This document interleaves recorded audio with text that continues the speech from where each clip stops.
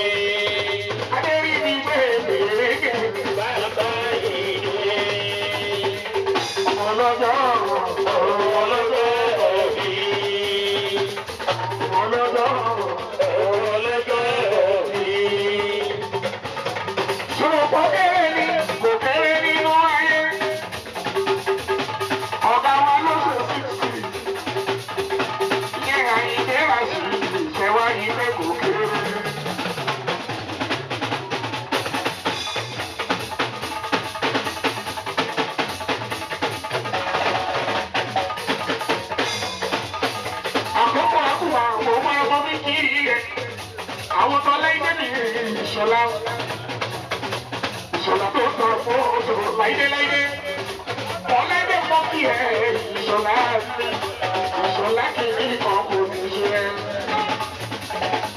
ṣe jẹ́jẹ́ àti wú mi ṣe jẹ́jẹ́ àwọn ìmọ̀ rí.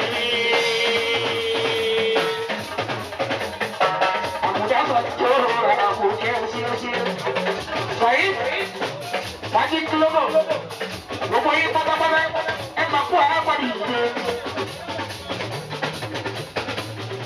Ìyẹn nítorí ọ̀gá wàhálà sí Ayinde. Adébọ́lá motors, Ọláìdé motors, Bánámú motors, àìdáṣọ ìṣẹ́ ẹ̀ máa kó paramọ́ bí kí. Torí náà ibi pẹ́ mi Ayinde mọ̀dọ̀ kí.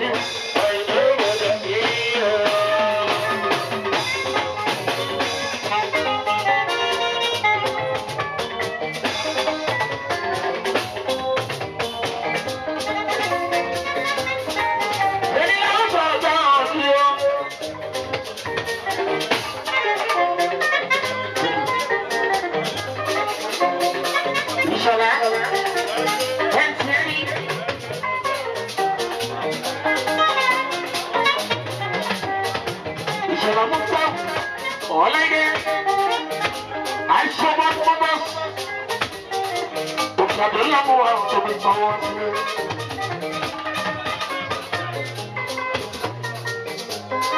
Òun ti pátápátá mi mọ̀ ọ́rọ̀ jù ọkọ̀ tìyá àyíká